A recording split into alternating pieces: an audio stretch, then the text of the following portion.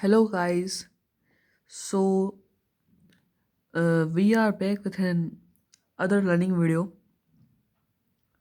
तो आज की इस वीडियो में हम बात करेंगे about Pakistan chronology from year 1970 to 2018। तो ये सीरीज़ का फर्स्ट पार्ट है और इस वीडियो में हम 1970 से लेकर 1973 तक बात करेंगे। So let's start the video. So guys, हम पहले बात करेंगे अबाउट द ईयर 1970 के 1970 में क्या क्या हुआ पाकिस्तान में। सबसे मेन बात कि 1971 तक पाकिस्तान दो हिस्सों में डिवाइडेड था, जिसमें से एक था वेस्ट पाकिस्तान और दूसरा था ईस्ट पाकिस्तान। जो ईस्ट पाकिस्तान था वो आज का बांग्लादेश है। तब बांग्लादेश और वेस्ट पाकिस्तान एक ही कंट्री हुआ करते थे। तो गोइंग फर्दर कि अब हम बात करेंगे 1970 की इलेक्शंस के बारे में। अब 1970 में जो इलेक्शंस हुई थी वेस्ट पाकिस्तान और ईस्ट पाकिस्तान में, उनमें से वेस्ट पाकिस्तान में से एक पार्टी थी, एक पॉलिटिकल पार्टी जिसका नाम था अवामी लीग। तो अवामी लीग का जो लीडर थे वो थे शेख मुजीबुर रहमान। 1970 के इलेक्शंस में शेख मुजीबुर रहमान की पार्टी को मेजॉरिटी मिली और वो इलेक्शन जीत गए। उसके बाद उन्होंने जो भी फैसले किए कंट्री के लिए वो उन्होंने सिर्फ ईस्ट पाकिस्तान के लिए किए, क्योंकि शेख मुजीबुर रहमान की अवामी लीग ईस्ट पाकिस्तान से ताल्लुक़ रखती थी और उन्हें मेजॉरिटी भी ईस्ट पाकिस्तान से मिली। तो शेख मुजीबुर रहमान ने जो भी फैसले या डिसीजंस लिए वो ईस्ट पाकिस्तान के फ़ायदे के लिए लिए, ना कि वेस्ट पाकिस्तान के लिए। अब आगे तो तो वेस्ट पाकिस्तान की गवर्नमेंट शेख मुजीबुर रहमान के इन डिसीजन से खुश नहीं थी। उसके बाद जो पाकिस्तान के प्रेसिडेंट थे उस वक्त वो थे जनरल याया खान। तो जब जनरल याया खान पाकिस्तान के प्रेसिडेंट थे तो शेख मुजीबुर रहमान को अरेस्ट किया गया और बाद में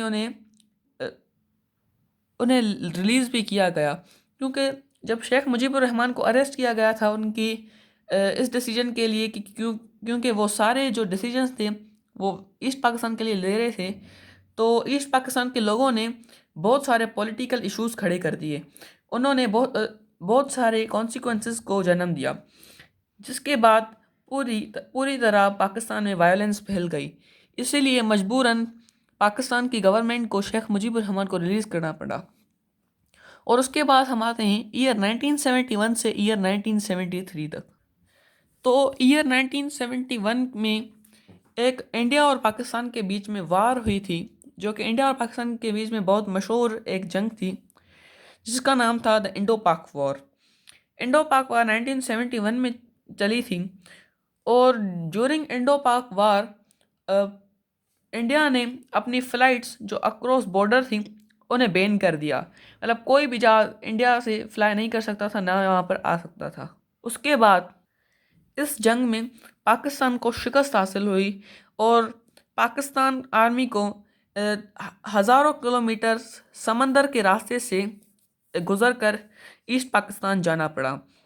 और जैसे ही ये जंग ख़त्म हुई तो साल 1971 के दिसंबर में ईस्ट पाकिस्तान ने अपनी इंडिपेंडेंस डिक्लेयर की और अपना नाम बांग्लादेश किया। उसके बाद हम बात करते हैं कि जो प्रेसिडेंट याया खान थे उन्होंने 20 दिसंबर 1971 को रिज़ाइन दे दिया अपनी प्रेसिडेंटशिप से। उसके बाद भुट्टो की हुकूमत शुरू हुई और उनके लीडर जुल्फ़िकार अली भुट्टो थे। जुल्फ़िकार अली भुट्टो पहले प्रेसिडेंट बने और उसके बाद ईयर 1973 में प्राइम मिनिस्टर भी बने।